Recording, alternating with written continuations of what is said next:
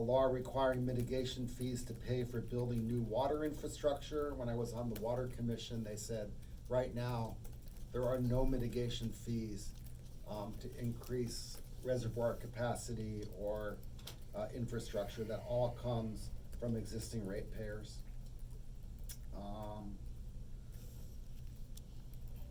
Amending SB 35 to prevent the concession of being able to make the BMR housing smaller or substandard to the market rate housing.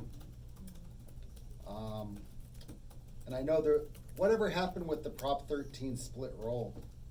I guess that's not going anywhere, or what? That has qualified for the November ballot. 2020. Yes, 2020. Okay. But that is just splitting commercial and residential. It doesn't do anything for the, like, it wouldn't say, okay, owner occupied residential qualifies for Prop 13, but rental does not. No, it does not go that, no, it doesn't go that far. It actually it goes probably a little less than halfway. If you think of split roll as traditionally commercial and residential, there are some exceptions for commercial, for, smaller businesses, those types of things. So it's not quite halfway on the other side of what you're talking, on kind of the other side from what you're talking. Okay, so I'll continue then.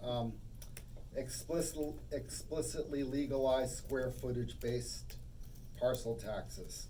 I know we discussed that what Berkeley did. They did it, no one's challenged it, but there could be potentially a challenge because there's nothing that explicitly says it's okay.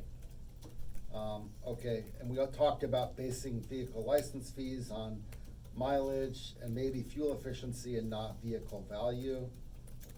And here's one that I just thought of. I thought about it a long time ago. You mentioned the state attorney general writes the ballot title and question or summary for ballot measures. Yeah. Yes. So what we should also have is, for local ballot measures, the city attorney should be writing that, and the elected officials should not be permitted to change what the city attorney writes. And this is specifically what happened in Cupertino.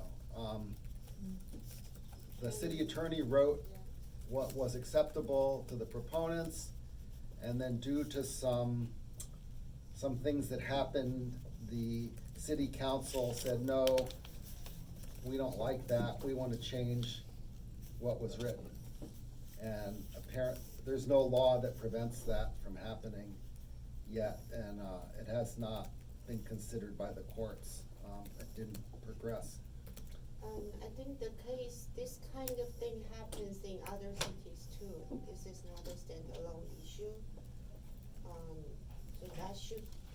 the law is unclear, so it should be clarified. Right, okay.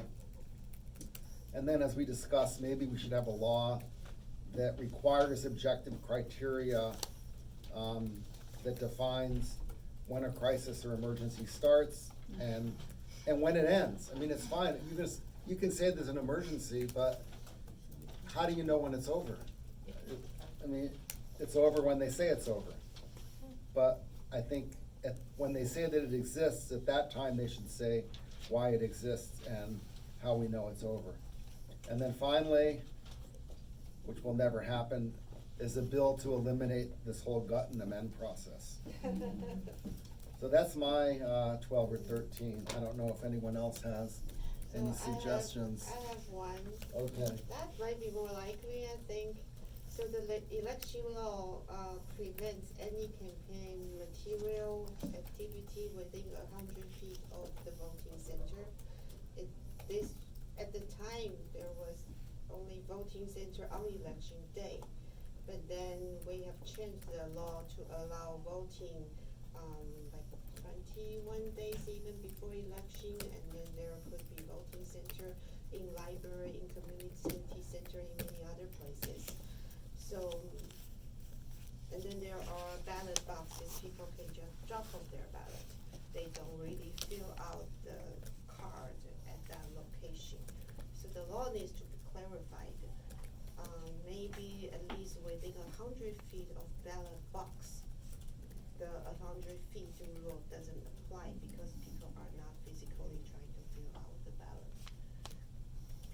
that had been an issue in Cupertino because the 100 feet within the ballot box is not marked. It became a trap for people trying to catch other people unintentionally violating the election law. I think someone was even arrested by the police because of that. So it needs to be clarified. And as Leon pointed out, we had another issue. The ballot box was located within 100 feet of our community hall where forums were taking place with candidates and Yeah. Campaign collateral was being distributed. Well, technically, that was illegal because it was within 100 feet.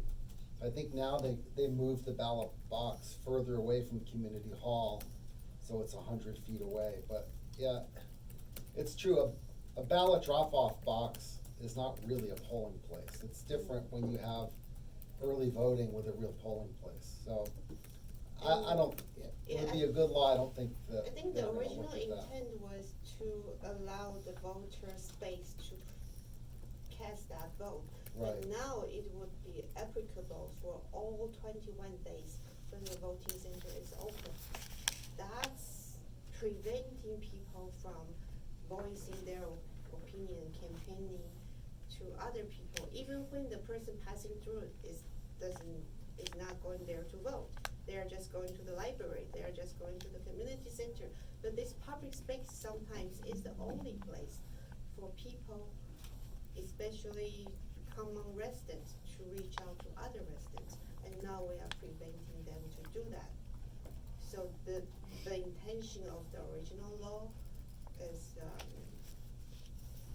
twisted somehow, so we need to fix Yeah. that. Okay, any other ideas? That's Anyone else have any a law they want? other few ideas from the audience? Let me just throw one out there, since we've had some really interesting. And it can't be Highway 17, okay. No, well, actually, my mother had a solution Oh, for that, actually. use Okay. Highway 9. Okay.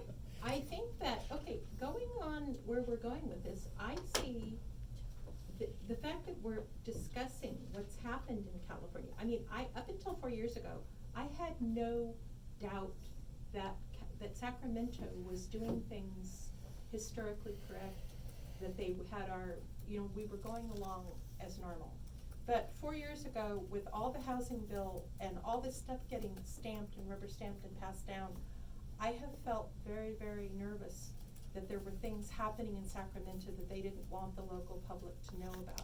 And I think that we need to have some sort of a bill that would encourage the public to have more access. When things are happening in Sacramento that is causing the general public to feel uneasy about the process of law, we need to have the transparency to have the public be able to voice their opinions and say, hey, this doesn't feel right, this doesn't sound right, this is contrary to everything I was taught in public school about how my state is supposed to operate. Therefore, I need to have a voice, and I don't know how that is crafted as a state law, that you need to have feedback to Sacramento when things are signed into law so quickly.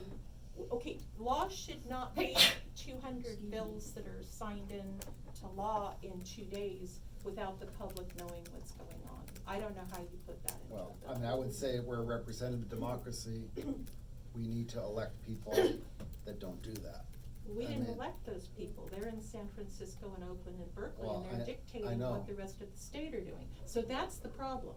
How do you keep politicians that have come from a section of the state and have gotten kicked up the election ladder, and now are parading around Sacramento? How do you keep them from setting up, quote, housing crisis that the whole rest of the state, it becomes law for the rest of the state?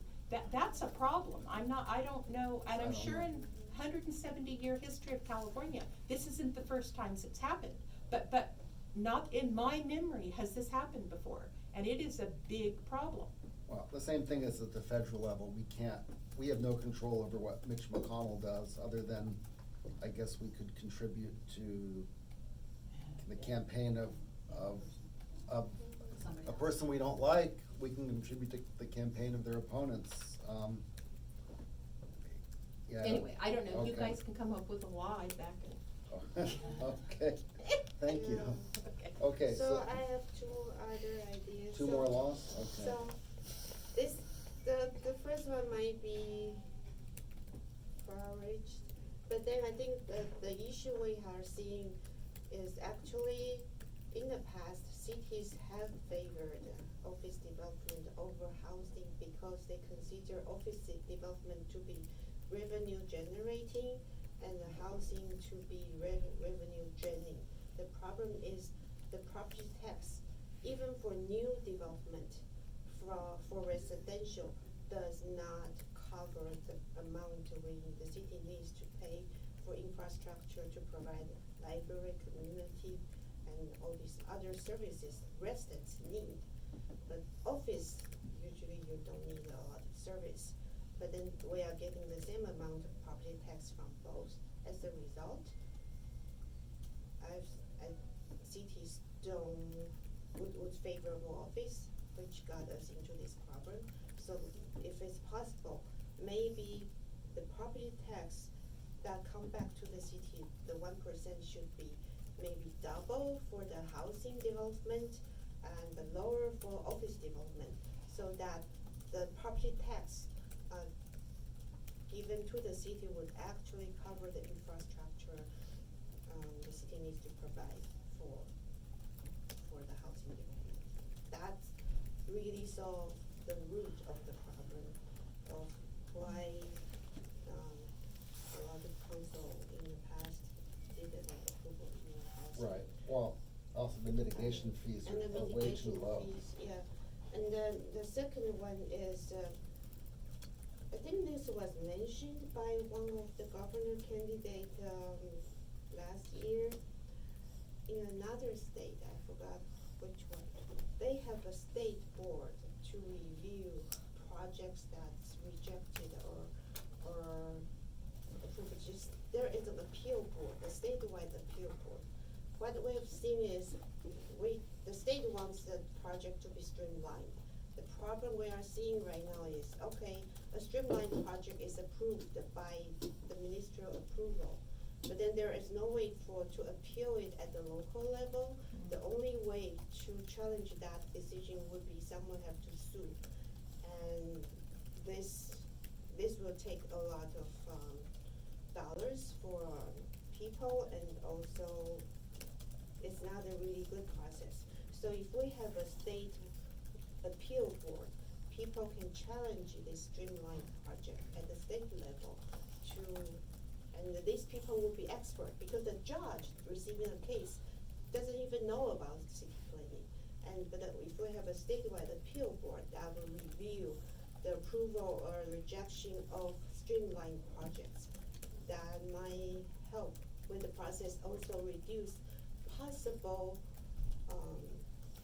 problems with ministerial approval at the city level.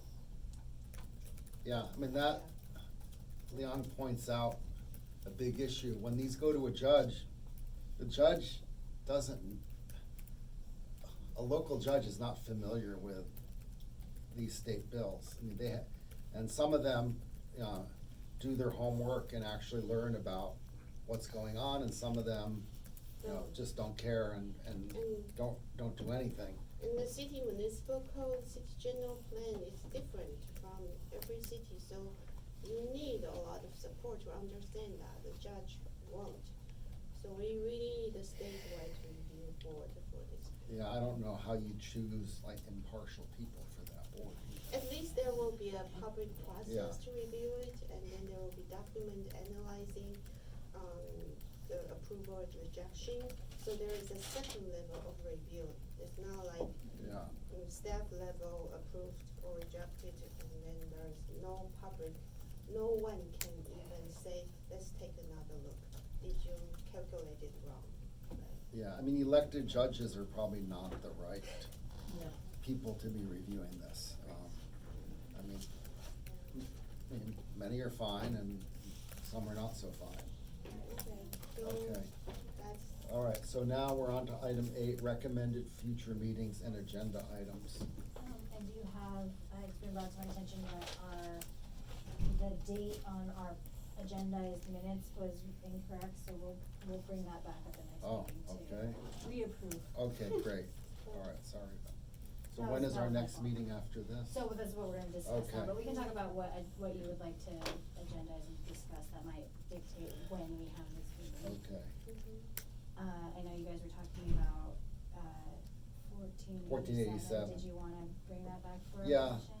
motion? Right, when I was at the ABAG meeting and I spoke on this, I had to say that, you know, this is, I'm speaking for myself because my Yeah. counsel has not taken a position, but when it was on 3:30, I could say I'm Yeah. speaking, you know, officially, you know, and been authorized to say that, so,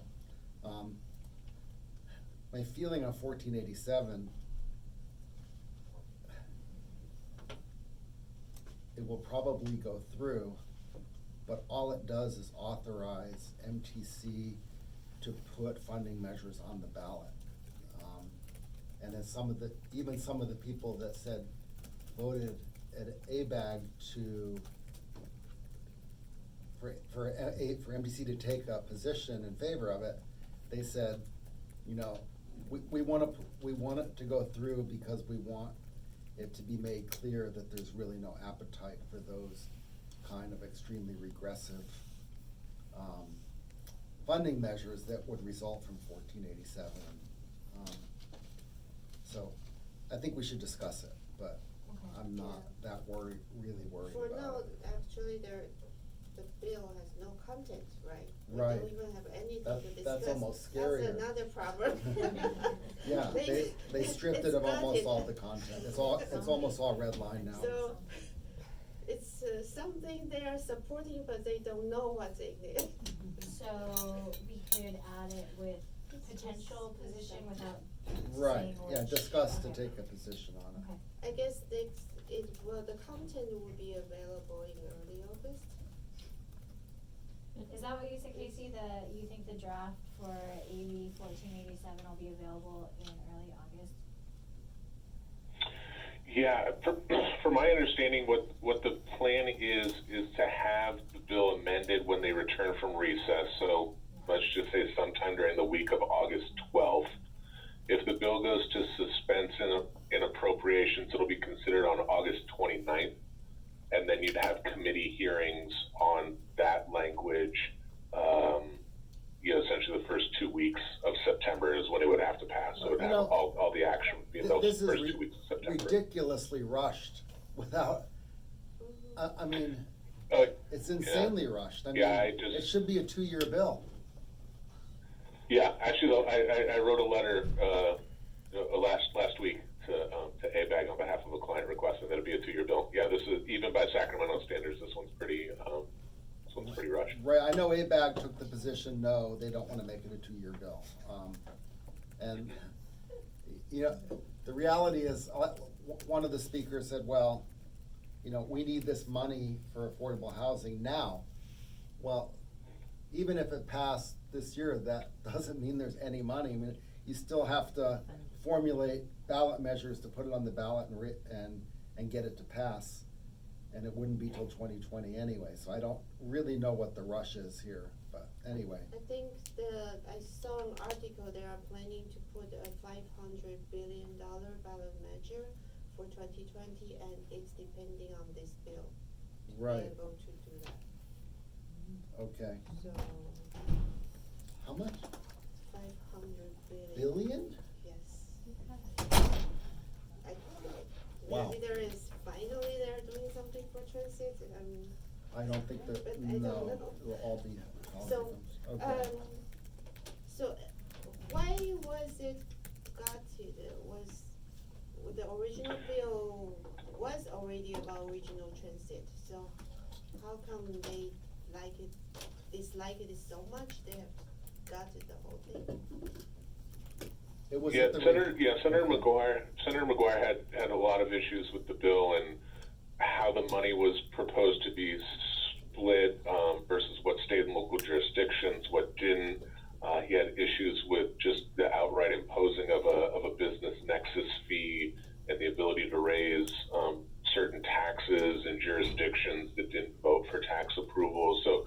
chair had a lot of issues. So he wanted essentially everything removed out of the bill while the ABAG MTC ad hoc process was going on. So then everything new will go back in. So essentially, he just, in order to move it out of his committee, he wanted it taken down to just a few core provisions and then have everything added back in later. Okay, well, we'll discuss it at our next meeting since it's not on the agenda now. Should we discuss the split and roll ballot measure for next, 2020 election? No, I don't think we have to discuss that because that's not Um, something we can change. I guess we can, the council can also maybe think about, do we want to support or? Well, I don't Do you think we take positions on ballot measures once they're on the ballot, do we? I mean, that's up to the voters at that point. So. I mean, is that, Could we take a position or have certain analysis on that? so the split roll thing was put on the, is being put on the ballot by the legislature, not by, signature collection? I thought it's signature. Which No, one is yeah, it? no, it's an issue. It's an initiative. Oh, it is, Yeah. It was an okay. initiative. Yeah. All right, so we can't really change that anyway. If Oh, we're not changing, but I'm curious what's in it. What are the issues, who are supporting, who are opposing, what are the issues that they have? Because some people